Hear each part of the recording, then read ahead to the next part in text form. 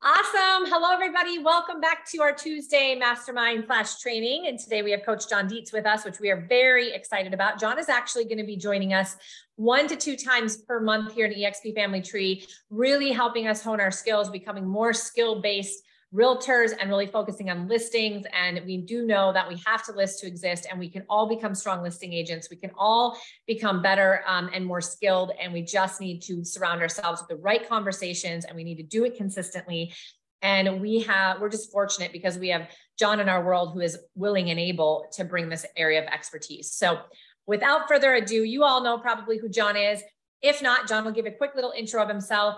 We're going to get right into it, and I'm going to go ahead and keep letting people in, John, for you. So don't worry about that. And if I see anybody chatting on the live stream, because we've got a number of people watching there or here, I'll just make sure you see those. Okay. Awesome. Thanks, Cari. Super glad to be here. Good afternoon, everyone. I'm John Dietz. Quick bio on me. So I got my real estate license in 2002. Sold one home my first 6 months. So I was crushing it. I'm pretty sarcastic. So 60 homes in the next 6 months after that, and went on to sell about 100 homes a year. I think we maxed out at about 130 homes my last year in production before I got out of production to become a full-time trainer and coach. Spent the last 7 years as a team leader with Keller Williams, building a Keller Williams office from 62 agents to 324 agents in South Florida. Resigned from that position, started looking for my next invest opportunity, and eXp was the only choice. And super glad to be a part of this company, super glad to be here with you today. And I'm even more happy, Cari, that we're not talking about working with buyers, because it would be really quiet. I've never worked with a buyer. Take pictures of the exterior. There we go. We're going to take pictures, Cari. I've never worked with a buyer, never written a contract. There's a long list of things I've never done. My niche is lead generation, lead conversion to appointments, and converting appointments to seller listings. I listed an average of 12 to 15 homes every month for more than 10 years. And we're going to talk about the listing presentation portion of taking more seller listings, since that's the title of the class, I think. Right, Cari? So if I can share, Cari, I've got this really awesome power. You should be able to keep you guys awake, just in case I get boring. I mean, who wants to be listing 2, 3, 4, 5 listings a month? Yes, everybody. Let's do this. If John did it and he didn't have that much experience and he grew it, you guys can do it too. Anybody can do this. You just have to get yourself into action. You have to have the skills. So John's going to teach you the skills, and you have to get into the action. There you go. So one of the classes that I teach is called my 14-point listing presentation. Now we're going to really dial in on steps 7 through 12, I think it is today. This is a class that takes 3 hours, and we don't have 3 hours. So we're going to focus on steps 7 through 12. I always tell people that success is simple. All you got to do is follow the yellow brick road. Everybody's familiar with the movie Wizard of Oz. If you take the yellow brick road, it only ends up in one location, the Emerald City. Never goes anywhere else. It ends up in the Emerald City. And simplicity is the greatest form of sophistication. My superpower is taking things that are complicated and making them really, really simple. So I'm going to make this as simple as I can possibly make it for you. This is a step-by-step blueprint to success. Step 1, think bigger, schedule the appointment. So if you think you can, either way, you're right. The biggest thing that's stopping you from scheduling more listing presentations is, holy cow, what am I going to say when I get there? What am I going to do when I get there? And I'm going to teach you a lot of that today. So Cari, you said it's being recorded, right? Just a little. So we are being recorded, correct? We are being recorded, and cool. I'm muting people as they somehow become unmuted. So yes, we are. No worries. That's great. So what I would do is I would watch this over and over again because I do speak pretty quickly. You know, as Zig used to say, I speak at an average of about 100 words a minute until I get really excited, and that might get up to about 500 words a minute. So think bigger, schedule the appointment. Simple script. If I could show you how I could sell your home for more money in less time, would you be interested in seeing how I could do that? Now, I like that because you're not, it's more of a soft close. It's not a direct close where you're asking for the opportunity to share with them a listing presentation, or you're not asking for an opportunity to come over and talk about listing their house. It's curiosity. If I could show you how I could sell your home for more money in less time, would you be interested in seeing how I could do that? All right, they say yes, you've got the appointment. Congratulations. Now, step 2, and I've changed the step numbers, by the way, for you guys. Step 2 is a soft interview. I'm going to slow down because this is critically important, Cari. In all of the listings that I didn't get, they all had one thing in common. And the one thing they have in common was I didn't do this. And I didn't do this because I shortcutted the process. I got lazy. I thought it was a layup. I thought it was going to be an easy listing. So I didn't call and ask these questions ahead of time. So if I were speaking with, I'm always going to pick somebody who has their camera on. So if I were speaking with Darren, you're looking really good there. I don't know about that background, but I wish I was where you were or are.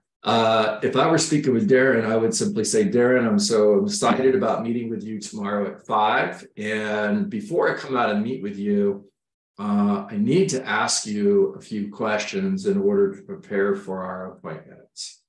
I need to ask you a few questions in order to prepare for our appointment. Now, guys, you could do that right now as you're scheduling the appointment, or you can call them back and do this. Either way, just let them know what you're going to do, but don't miss this step. I highlighted the questions you don't want to miss. How long have you lived in your home? If it's an investment property, simple, how long have you owned the property?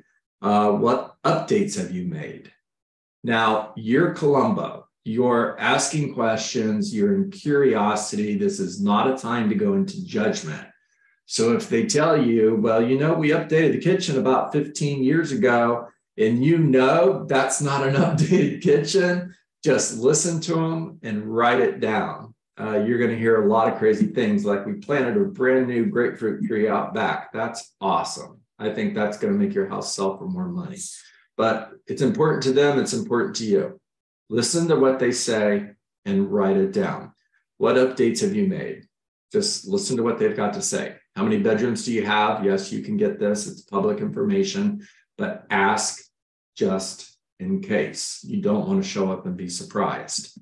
How many bathrooms do you have? What's the square footage? We're looking for living square feet. So under air, under heat, under air conditioning, we're looking for living square footage. Do you have a pool? How big is the pool? Is it screened and closed? Does it have a jacuzzi? Now, depending on where you live, that may not be a question that is really important, but here in Florida, it's really important. Almost every house has a pool.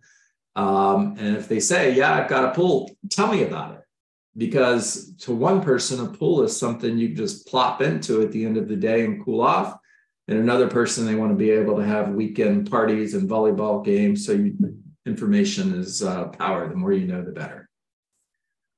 Based on recent sales, what do you feel your home value is? Boy, this is important. If they tell you, I don't know, or that's what you're coming over for, your answer is okay, and then go to the next question.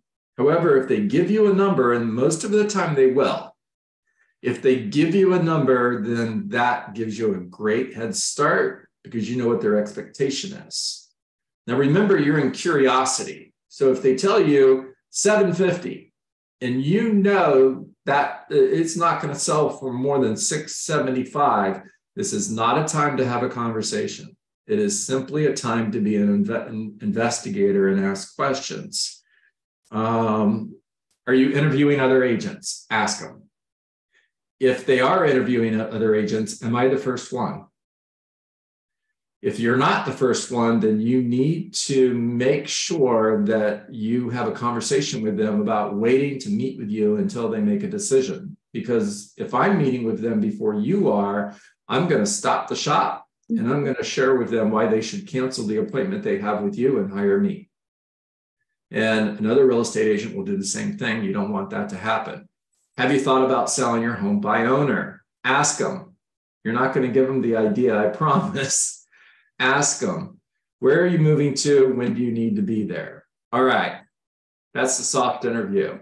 The next step is preparation. Pull public records, research previous listings, compare comparable market analysis, supply and demand analysis. If you would, get out pencil and paper, pen and paper. I'm going to teach you how to do a supply and demand analysis. This is super important. All right.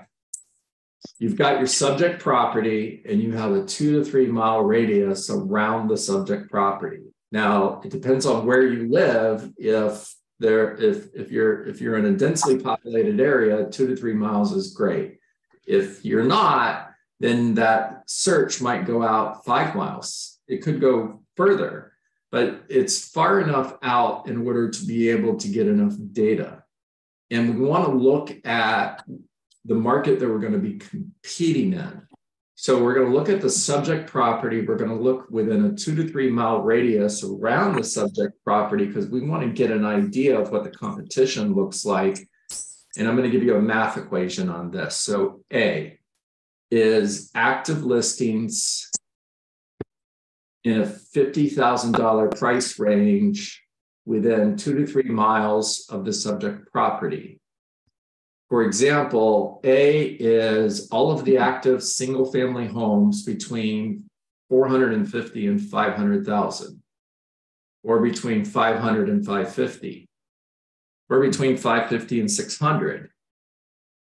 And I always bring 3 to every listing appointment. So I would bring those 3. If I'm meeting with somebody who told me my house is going to sell for $625, that's what it's worth. Cool.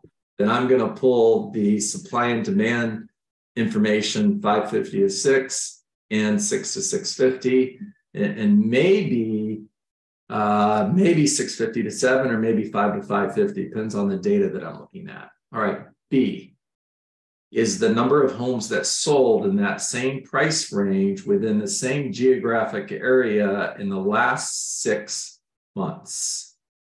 Now it's 6 months because you need numbers. It's not 6 months because 6 months ago is comparable to today, because it's not. But it's just enough to give you the data that you need in order to be able to do the math equation. C is B divided by 6. In other words, C is the number of homes that sold in that $50,000 price range within a 2 to 3 mile radius of the subject property divided by 6. That equals the number of homes that are being sold every 30 days. All right, so we know 2 things. We know how many active listings there are, and we know how many are selling every 30 days. A is the number of active listings between 5 and 550, and C is the number of properties that are being sold every 30 days between 5 and 550 in the same geographic area. Now, D is simply A divided by C. And that's going to give us how many months of inventory we have. So, for example, if there are 12 active listings and 18 sold in the same price range in the last 6 months, 3 are selling every 30 days. 12 divided by 3 is 4. We have a 4-month supply of inventory. Have this conversation with people. It's going to make you very, very different. Your job is to be the local economist of choice. Nobody knows the local real estate market better than you do. It is your job to know the market better than anybody. And part of knowing the market is being a strategic pricing professional. If somebody is asking you, why should I hire you? This is your unique value proposition. I am the local economist of choice. I am a strategic pricing professional. I am an expert at marketing your property in order to attract the right buyers. And I am a fierce negotiator. So part of your being a local economist of choice is being able to explain how supply and demand affects pricing in order to meet their goals and exceed their expectations. All right. Next step. All right, confirm and trial close. Cari, you like my pictures? It's fun. All right. So I know you are so creative. I love it. Right? I know. So your appointment is at 4 p.m. and you're confirming the appointment that morning. So I'm calling Cari. Hey, Cari, John Dietz. Super excited to be meeting with you today at 4 p.m. Just calling ahead of time to confirm.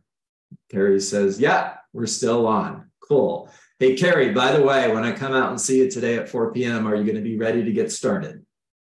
Cari says, yeah, cool. See you at 4. Now, what do I know? I know that Cari is ready to list her home today with me. Now, if she says no, my response is cool. See you at 4. It's the same response, but at least I know. Now, I don't know if I did a picture for this. Yeah, I did. Okay, so you're on the way and you got a really cool car, by the way. And the appointment's at 4, you're in your car and I'm gonna call Cari. Hey, Cari, John Dietz again, just confirming that I'll see you at 4 p.m. I'm on the way and I'll be right on time. If I'm not, I'll give you a call and let you know I'm running late. So I've confirmed the appointment twice. I'm already standing out. And if I didn't close on the previous call, I have another opportunity to do a trial close here. Hey, Cari, by the way, when we get together at 4, are you going to be ready to get started? Are you ready to list your home today? Says yes. Cool. Looking forward to seeing you at 4. All right. Get on the listing channel. So this is all mindset. And what I want you to do is you're driving to the appointment. I want you to turn your radio off. I definitely don't want you listening to talk radio. Oh my gosh, can you imagine doing anything worse for your mindset than listening to people argue on talk radio? I don't know about you, but I'm showing up for the appointment in a bad mood. So mindset, use visualization. Now, don't close your eyes as you're driving down the road. It's a bad idea. But I want you to visualize you're walking in the door. They love you. You're having a great conversation. You're sitting at the table. You're delivering this massive value listing presentation. They're absolutely digging everything that you have to say. And when you close at the end of the appointment, they say yes, and you've listed the house. I want you to practice your listing presentation on the way there. Talk to the rearview mirror. 30 years ago when I was teaching this and cell phones, everybody didn't have a cell phone. You looked pretty weird driving down the road talking to your rearview mirror. Today, nobody thinks anything about it. So that's the good news. Talk to your rearview mirror. Practice your listing presentation. Get on the listing channel. Have positive thoughts. Don't answer your phone. If you answer your phone and it's bad news, what's happening to your mindset heading into that listing appointment? Cari, I was sitting in the driveway or actually in the street in front of somebody's home, and I was getting ready to go in for a listing appointment, and the phone rang right before I got out of the car. And I answered it. And it was my office telling me that one of my deals that was closing the next day was blowing up, and I needed to call right away in order to save the deal. So how do you think that affected my mindset? Not great. By the way, we saved the deal and I didn't need to call right away. I could have called a couple hours later. And don't answer your phone. All right. All right, Kodak Moment. You park your car in the street. Do not park in the driveway. You are dressed professionally. Pay attention to details. If you have a dress shirt, dress slacks, and your shoes look like you went for a walk in the mud, all they're going to remember about you is you're the guy with dirty shoes. Pay attention to details. Haircut, grooming, everything matters, okay? You want to look professional. Now, professional dress probably depends on where you live. South Florida, it's a little bit of a different story. I live on the Gulf Coast now. I'm not in South Florida anymore. And only 240-mile difference between the two. And there's a difference in how you dress. So pay attention to how people dress in your local market. My advice to you would be dress just a little bit more professional than everybody else. All right. Your Kodak Moment is also 10 seconds when they open that front door. You have 10 seconds to create a great first impression. So I am going to knock on the door. I'm not going to ring the doorbell. I'm going to knock on the door. Why? Because I can't enthusiastically ring the doorbell, but I can enthusiastically knock on the door. And when Cari comes to the front door, hi, Cari, John Dietz. We had an appointment today at 5 p.m. and it's 5 p.m. May I come in? And, oh, Cari, don't worry, I'll play both parts. I'm just talking to you because you're on my screen. Now, if you just walk in and you don't wait to be invited in, that's called breaking and entering. So don't do that. Wait till they invite you in. The moment you're standing in that front door, offer to take your shoes off. Cari, would you like me to take my shoes off? Cari says, yes, I'm taking my shoes off. I'm different than the other real estate agents. Now, guys, remember when you leave the house that morning, you're going to be taking your shoes off later. So if you're walking out the door with holy socks, they're going to remember you as the dude that had his toes sticking out of his socks. So make sure that you don't have holy socks on. All right. The very next thing I'm going to say is, wow, I'm excited to be in your home. You have a beautiful home, and I am looking forward to helping you sell your home. If you study neuro-linguistic programming, you'll hear a lot of embedded commands in my conversation. All right, it's just years and years and years of practice. I don't even think about it, to be honest with you. Now, the next thing I'm going to say is it okay if I set my things down at the kitchen table? The reason that's important is because you want to meet them at the kitchen table. So how to convert? Believe me, this one thing can blow the deal.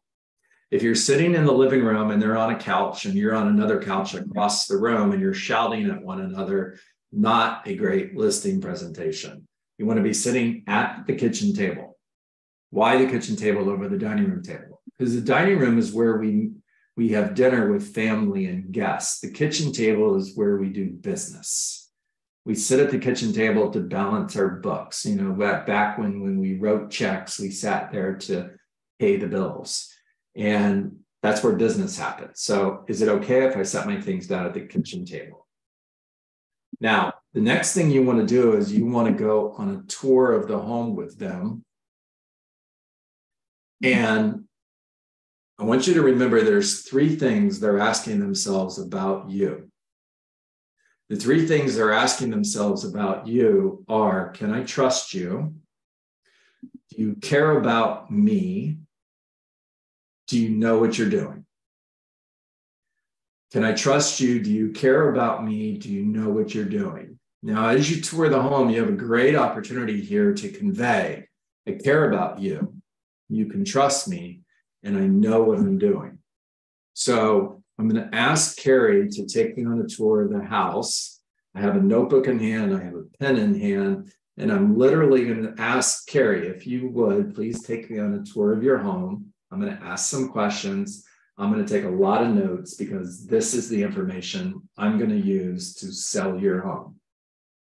Now, as we're touring the home, I'm taking notes out loud. That means hardwood flooring, crown molding, vaulted ceilings. Wow, I love your kitchen. Granite countertops, stainless steel appliances. I'm writing down all of the things. I'm saying all of the things that I'm writing down. And please write this down. I like her home. Most real estate agents, well, a lot of real estate agents, think it's their job to come in and start pointing out everything that's wrong. And they'll walk into the bedroom, go, oh my gosh, purple walls, pink carpet. What were you thinking? Whose idea was this? That's got to go. That's got to go. This has definitely got to go. And you think that's being a great real estate agent. I had sellers say to me, John, so-and-so came to look at our house and they didn't even like it. Why would I hire them? My response was always, I don't know. I love your home. Hire me. So like their home. Ask questions. What kind of questions should you ask? Well, ask questions that a buyer would ask. How old is the roof? It looks like you've updated the kitchen. How long ago did you do that? It's a big house. How many AC units do they have? Are they both the same age? Has one been replaced recently? The windows look brand new. If the house is 30 years old, they've got newer looking windows. They've obviously replaced the windows. When did they do that? If the house backs to water, here in Florida, this is important. Okay, Cari, I know Idaho, probably not, but here in Florida, what kind of boats are docked behind those homes? Look to see how big they are. Ask the homeowner, do you have direct access to the Gulf of Mexico or to the Atlantic Ocean? Or do you have any fixed bridges that you need to go under? Because it's going to make a big difference in how you sell that property, and it's going to make a big difference in value. Does the home back to conservation or to a golf course? It's important to go outside and look at everything the home has to offer, ask a lot of questions, take a lot of notes, be enthusiastic, like their home. All right. Cari, how are we doing so far? We're doing great. And by the way, we do have a lot of water and we have docks, but we just have lakes. We don't have to talk about the Gulf of Mexico here. But here's the point. Do you know everything about your market, and do you know the questions to ask, and how detailed do you get? Because the more detailed you get, my aha from this, John, is you're asking questions and digging into things that the other realtors aren't, and it makes you so much more professional and knowledgeable and an expert. So when I was in Minnesota selling, and we're talking about septic, or we're talking about wells, or we're talking about, just even the lots and the land and what is it being built on and what type of soil and all of the things, radon and all the things. It's like every market's going to have those things, and you have to go in super diligent and detailed, in my opinion, because it is going to be far above what most realtors do. So that's my takeaway, John, which I think is great. There you go. Love it, Cari. Thank you. And I didn't know that about Idaho. I'm sorry. Thought it was nothing but farmland and cows. So there's a funny story about that. So we're in the panhandle of Idaho. When I met my husband and he told me he was from Idaho, I assumed that he was like in the rest of the state, which is farmland and potatoes, right? So I asked him if he was a potato farmer. I was kind of just being joking because I was like flirting with him. And he was like not impressed. He was like so annoyed. He's like, no, I'm a realtor. I'm at a real estate function. And I was just like joking around, like, you must be a potato farmer. And he's like, no, I don't live in that part of the state. And I'm like, what do you mean? And he's like, well, we live in Coeur d'Alene, which is like, like mountainous and lakes and wildlife. It's like Montana and Washington. And I was like, oh, okay. Now I had no idea where Coeur d'Alene was, to be honest with you. Now I live here. My gosh. How do you like me so far, right? But it's so funny. It's like, that is so funny because that is what most people think of when they hear Idaho, because we're like in our own little world and we're not like the rest of the state. So it's very interesting. That's cool. Yeah. All right. So you're sitting at the kitchen table. Begin the conversation. All right. Little things matter. When you have two people sitting across the table from you, you want them both across the table from you. You want to be able to see both of them at the same time. If you've got one person over here, the other person over here, and you're doing this like you're at a tennis match, it's not going to go well. Simply ask one of them if they can move. Okay. If there's something on the table that is going to get in the way, ask if you can move it. It seems obvious, but not everybody would do it. And I'm usually going to say something like, look, I'm pretty clumsy. If we leave that here, I'll knock it over and break it, and then you're never going to hire me. And they laugh, right? If they ask you if you want a glass of water, the answer is always yes. If they don't ask you if you would like a glass of water, ask them if you could have a glass of water. I want the water for a couple reasons. If I look at that glass of water and it's empty, then I've been talking too much. My goal is to ask a lot of questions and let them do most of the talking. So I want to keep an eye on that. Lets me know if I'm selling and telling or if I'm being a consultant. All right. Begin the conversation as simply beginning with gratitude. So always lead with gratitude. Thank you for the opportunity to meet with you today, Cari. All right. Set expectations. Whenever I meet with a homeowner or whenever I meet with a potential seller or a potential buyer for that matter, one of three things typically happens. One of those three things will happen today. Either they hire me, which is awesome, or they don't hire me, which is not so awesome. And the third thing that happens occasionally is I may choose to not list their home. And I'm going to be quiet because I want to give them an opportunity to ask me why. Why wouldn't you list our house? Because they're not expecting that. You know, they think all real estate agents are desperate. They think you'll take every listing you can get. And I want to share with them that if I feel that a homeowner has a goal or an expectation that I cannot meet or exceed, I would rather turn the opportunity down today than let you down 6 months from now. All right. Remember the questions that I asked earlier. Can I trust you? Do you care about me? Do you know what you're doing? I'm letting them know it's okay if they don't hire me. I'm also letting them know I may choose not to work for them. If I feel they have a goal that I can't meet or an expectation that can't be exceeded, I would rather turn the opportunity down than let them down. Now, I'm going to give you a plus on this. If you know they're meeting with somebody else, I'm going to teach you how you can set your competition up for failure. As a matter of fact, because I know you're meeting with other real estate agents, you're going to meet with someone who's going to tell you anything you want to hear just to put a sign in your front yard. The good news for you, sorry guys, the good news for you is I don't need to list your home. Now, don't take that the wrong way, because I want to work for you. But you see, if I needed to list your home, I'm telling you anything you want to hear just to put a sign in your front yard, and you're probably going to meet with that agent. Oh boy. Now when they meet with that agent later that day or the next day, they're going to remember. That's what Darren said was going to happen. That's what Cari said is going to happen. Look, this person's telling us what we want to hear. You set them up for failure. All right. So set expectations and then go into a needs analysis. In order for me to know if I can meet your goals and exceed your expectations, I need to ask you a couple of questions. So Cari, on a scale of 1 to 10, with 1 being not good and 10 being awesome, what needs to happen in the sale of your home for you to consider the experience a 10? Now, Cari, I'm going to ask you if you would actually answer that for me and we'll role play it out. Everybody else, I want you to hear something. I didn't ask her what's the one thing. I asked what needs to happen. I didn't even say what's one thing. I just said what needs to happen in the sale of your home for you to consider the experience a 10. It's important because we're not prioritizing yet. We're simply digging. So, Cari, what needs to happen for this to be a 10?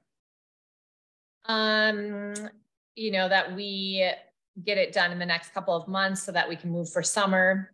Just so the kids can get settled before school starts. So timing is really important. So, and then, you know, we need to buy another house. So we really would like to net at least the 70,000 so that we can go buy something and not feel strapped. Those are the two most important things.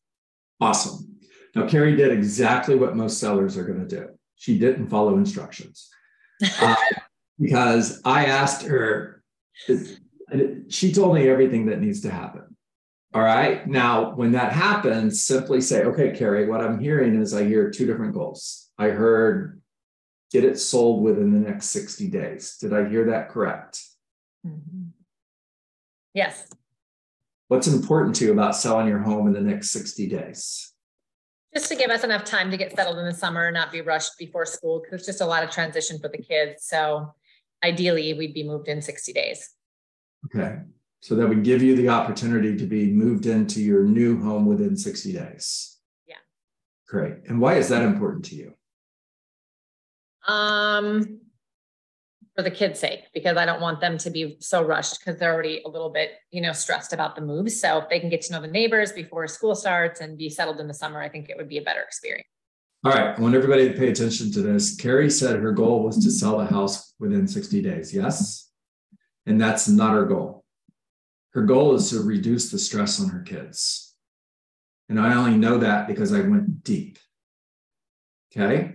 Now, if we could accomplish a second goal, Cari, so this was a 10 plus experience, what else needs to happen? Well, I mean, if we could get the 70,000, John, it would be great because, otherwise we're going to feel a little bit strapped moving into the new house because it is a little bit of an upgrade for us. So. Okay. So you gave me a price and I didn't hear it. So off role play, what was the price? Well, I was just saying netting 70,000, like in the proceeds. Got it. All right. So the second goal is to net $70,000. And Cari, why is that important to you? Just so that we feel comfortable with our payment because we are upgrading our house. So we don't really want to overextend ourselves. So we would like to, get as much equity out of this house to put it towards the new one. Got it. Okay. Off script for a moment. So if I know there's no chance she's going to net $70,000, right? She's in la la land. And do it in 60 days too. Right. Right. Do I stop and have a conversation about this right now? The answer is no. You're Columbo. You're a detective. You're just collecting information. We'll come back and talk about it later. But right now, all I'm doing is asking questions. And Cari, if there was one more goal that we could accomplish to make this a 10 plus plus, what would that be? I think that's really it. I mean, the smoother and least stressful, the better. I mean, we have, pretty stressful jobs and everything already. So we're just looking for someone to really guide us through it and hopefully take us through so it's just smooth and not very stressful. Okay. So my job is to meet your goals and exceed your expectations. So my job when you hire me is to meet both of these goals. Excuse me. However, in real life, there may come a moment when you have to pick between the two. So if you had to tell me between netting $70,000 or having a contract and closed within 60 days, between those two, you can hit one and miss the other. What's number one? Probably the timing. 60 days. 60 days. So if we had your home under contract, closed, and you're moved into your new home with your family, reducing stress on your kids, and you netted a little bit less than $70,000, that would be a success. Yeah. Okay. Now, if I could show you that I'm the right agent for the job in order to accomplish these goals today, are you ready to get started? Yes. Okay. The transition statement, the next transition statement is, okay, let's get started. Even if she said no, it's still, okay, let's get started. And then we're going to go through our marketing plan to get Cari's home sold. We're going to talk about our service that we provide in order to give our sellers the best experience selling their home. Then we're going to go into pricing and strategy to get Cari's home sold within 60 days. Remember, that's the strategy. It's not how much Cari thinks her home is worth. It's not what she wants. It's not to recover money that she spent on upgrades. It's the strategy to get her home sold within 60 days so she can be moved into her new home. That's the conversation. And I've been keeping an eye on the clock because I don't want to run out of time. I do want to fast forward to closing and overcoming a few objections. That's okay, Cari. Yes. All right. How are we doing so far? We're doing good. We have 15 minutes, so you're good. Okay. All right. I've only got a couple closes, and closing doesn't need to be complicated. Closing is a natural conclusion to an effective presentation. So if you've done your job, you're simply going to close with, are you ready to get started? That's it. Are you ready to get started? Now, they're either going to say yes, or they're going to say no, or they're going to ask you a question. If they say yes, cool. Just pull out your computer and start filling out the agreement. It's that easy. If they say no, I want you to follow up with, on a scale of 1 to 10, with 1 being, you don't like anything I said, you can't wait for me to leave, and 10 being, I'm the right agent for the job. Where are we? So on a scale of 1 to 10, Candace, hi. With 1 being, you don't like anything I said, and you can't wait for me to leave, and 10 being, I'm the right agent for the job. Where are we? I think you're a 10, John. Let's get started, right? Thank you, Candace. Now, if Candace would have given me an 8 or a 9, by the way, in 15 years of doing this, I never got less than a 7. 7's not good. If you get less than a 7, just pack your things up and home. I could never give anybody anything but like a 10 in person. My personality would not allow me to do that. Then Cari, you're gonna buy everything and sell everything. Yep. That's so funny. So let's say Candace gave me a 9, and my response to that would be, cool, 9's close. Candace, just out of curiosity, what would it take to make me a 10? If I had reassurance that you could for sure get it done in 60 days. There you go. Great answer, right? Let's pretend, just because I want to make sure we talk about commission while we're on this call. Let's pretend for a moment you don't like my commission. Okay, Candace, tell me that other agents are willing to work for less. And Cari, I know I'm breaking the law here. Are we allowed to talk about commission, or am I going to get in trouble? We are. Okay, so my fee is 6%, Candace, and you've had agents offer to work for 4 or 5%. So share with me that my fee's too high.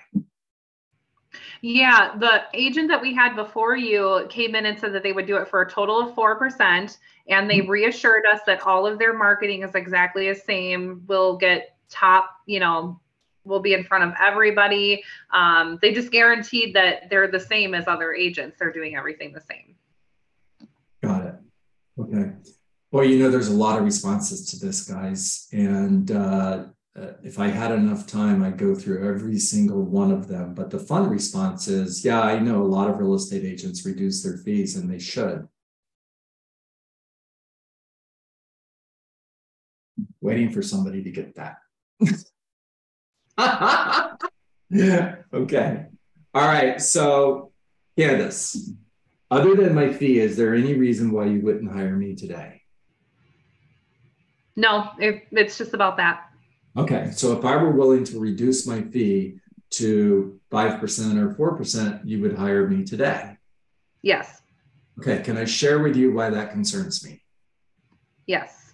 All right. You see, when somebody asks me if I'm willing to reduce my fee, I'm also hearing them ask how good of a negotiator I am. And the good news for you is I'm a really good negotiator. You see, if I were to give up my money that I use to support my family that quickly, how quickly would I give up your money when we have an offer on your home, Candace? I use that one too, John. There you My go. favorite. There you go. Yeah. And I know the asking price is 700. That's what you shared with me. And I know your bottom line is 680 because you told me. And if you hire that limited service discount agent at 4%, you're going to tell them 680 as well. And then what's going to happen when they get an offer for 660, they're going to say, that's awesome because I know she'll take 680. And you just sold your home for 680 when you could have sold it for 700. If that were to happen, how would you feel? I didn't think about that before. Right. I wouldn't like it. Yeah. Remember, logic makes us think, emotion makes us act. So how would that make you feel? Now, if you're asking me if my fee is negotiable, yes, just not today. When we have an offer on your home, if I need to give up money in order to make the deal work, I will, because I'm a deal maker, not a deal breaker. Does that make sense, Candace? Yeah. Ready to get started? Yep. All right. All right, Cari. That's. I love that. Okay, you guys, unmute yourself if there's any ahas or takeaways. I love that one. If you're asking me if my commission is negotiable, not today. I love it. I love it. Yeah. Why didn't I know that one when I was selling? Well, first Darren, of all, hats off to Candace. She did a great job. And hats off to Candace for using that response to the commission objection. There's a few, and that's my favorite. Yeah. Yeah, I was going to ask you, John, what your thoughts are. So when you talked about your pre-screening, like when you're interviewing prior to the listing, so I do a Google form that has all those questions on it. And I say to them, so I'll send that to them first, right when we make the appointment, and then I'll call them and make sure they've done this for me. How do you feel about that, automating that process? I want to ask them. Yeah. I do. Think about going to the doctors, and if the doctor gave you a Google form to fill out versus coming in and asking you, tell me how you feel. Yeah, that's true. What's bothering you? Why is that bothering you? Right? And I'm not saying that to make you feel bad about what you're doing. I'm just answering your question. I would go back to filling it out myself. Yeah. John, you talked about, you kind of skipped over a little bit about how you actually do the presentation part of it. What do you use during the presentation? Like, do you have a sheet or some kind of a form that, spells out your marketing strategy and these are the benefits and all that kind of stuff? Yeah, Darren, like I said, this is a class that usually takes me between 3 and 4 hours, and I shortened it to an hour. It's Cari's fault, by the way. Can we take that class somewhere? I'd love to take it.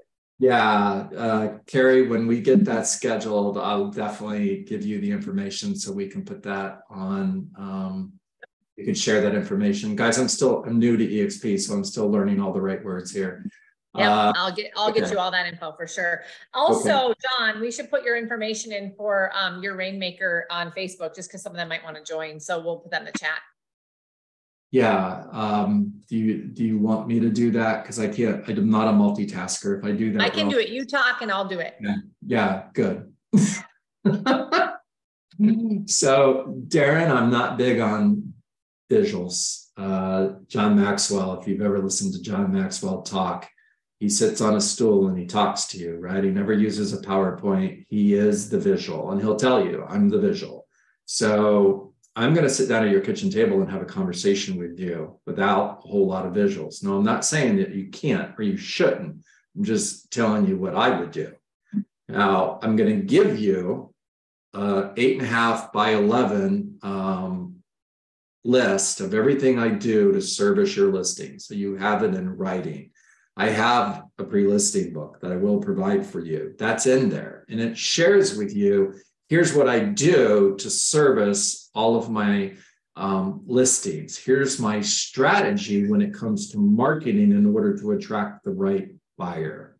But Darren, I think one of the things that makes me different when it comes to marketing your home is understanding our goal here is to market your home to the right buyer, not to just any buyer.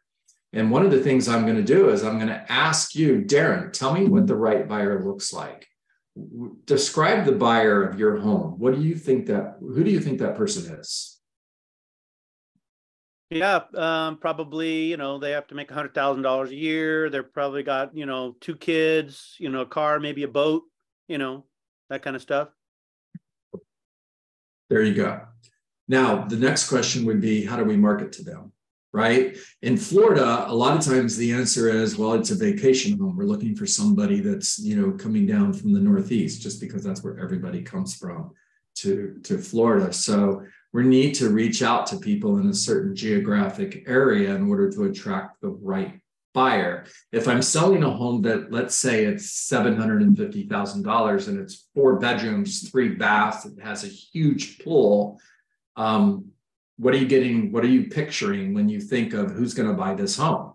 I'm thinking a family who's selling a $450,000 to $500,000 home. So this is a move up home, and it's a bigger home. So I'm going to look for neighborhoods that are close geographically, that are 3 bedrooms, 500,000 price range, because that's who's going to buy this $750,000 home. I'm going to market to those buyers because they're the ones that are most likely to sell their home to buy this house. Do you ever do a list broker and buy a list, target market? Oh, of course. Yeah, 100%. Also, I'm going to circle prospect around every single listing that I take. I'm going to circle prospect to neighbors. I'm also going to call all of the local real estate agents that are in the top of the market, and I'm going to let them know before the home hits the market. Hey, Darren, I've got this home coming to market. It's going to be active next week. I know you sell a lot of real estate in the area, and I wanted to let you know. So let them know that. Most real estate agents don't do this. The other thing that's part of my unique value proposition is I'm going to make anywhere from 60 to 80 calls every day looking for a buyer for your home. And just be quiet, because you want them to ask you, how do you do that? Now, if you're sitting at the table with someone who was a for sale by owner, remind them that one of the questions you asked them was, when your home sells, where are you moving to? And I'm going to make those calls. And so I'm going to ask people, tell me about your new home. What does it look like? Where is it? And Darren, they just described your house. And I'm going to tell them, I've got the right house for you. It just went on the market.